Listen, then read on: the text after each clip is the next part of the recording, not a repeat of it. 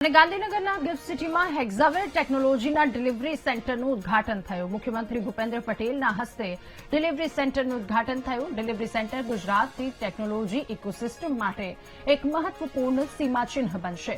આ સેન્ટરથી વિવિધ ક્ષેત્રે રોજગારીની નવી તકોનું સર્જન થશે. તો 3 વર્ષમાં 1000થી વધારે રોજગારીનું સર્જન થવાની સંભાવનાઓ પણ વ્યક્ત કરાઈ રહી છે. હેક્ઝાવેર ટેકનોલોજીના ડિલિવરીનું સેન્ટરનું ઉદઘાટન મુખ્યમંત્રી ભૂપેન્દ્ર પટેલના હસ્તે કરવામાં આવ્યું. ત્યારે આ ડિલિવરી સેન્ટર ગુજરાતની ટેકનોલોજી ઇકોસિસ્ટમ માટે એક ખૂબ મહત્વપૂર્ણ સીમાચિહ્ન બનશે. આ સેન્ટરથી વિવિધ ક્ષેત્રે રોજગારીની નવી તકોનું સર્જન પણ થશે. 3 વર્ષમાં 1000થી વધારે રોજગારીનું સર્જન થવાની સંભાવનાઓ પણ વ્યક્ત કરાઈ રહી છે. ત્યારે રોજગારીને લઈને પણ ખૂબ મહત્વની વાત કહી શકાય. મુખ્યમંત્રી ભૂપેન્દ્ર પટેલના હસ્તે આ સેન્ટરનું ઉદઘાટન કરવામાં આવ્યું છે.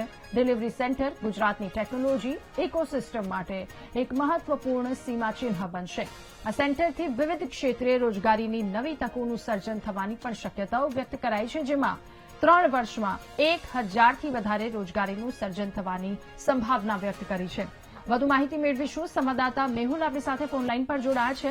મેહુલ, ગાંધીનગર ગિફ્ટ સિટીમાં હેક્ઝાવેર ટેકનોલોજી ડિલિવરી સેન્ટરનું ઉદઘાટન, શું વધુ વિગતો? બિલકુલ વાત કરવામાં આવે તો મંત્રી ભૂપેન્દ્ર પટેલે આજે સવારે આ સેન્ટરનું ઉદઘાટન કર્યું છે. ગિફ્ટ સિટી જે છે તે હબ બની રહ્યું છે આઈટી અને અલગ વિવિધ ફાઇનાન્શિયલ સેક્ટર્સનું, અને તેના જ અંતર્ગત પગિયા 2 જે ટાવર છે તેની અંદર આ સેન્ટરનું ઉદઘાટન જે છે તે મુખ્યમંત્રીના હસ્તે કરવામાં આવ્યું છે.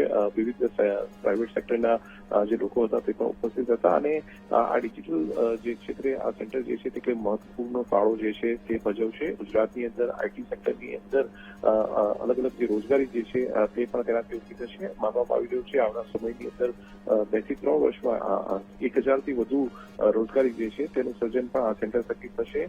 ડિજિટલ ગુજરાતની અંદર અને ખાસ ગિફ્ટ સિટીની અંદર જે આંતરરાષ્ટ્રીય કક્ષાનો હબ બની રહ્યો છે તેની અંદર ખૂબ મહત્વપૂર્ણ જે છે તે પગલું બની રહેશે. જી, આભાર આપનો વિગતો સાથે જોડાવા બદલ.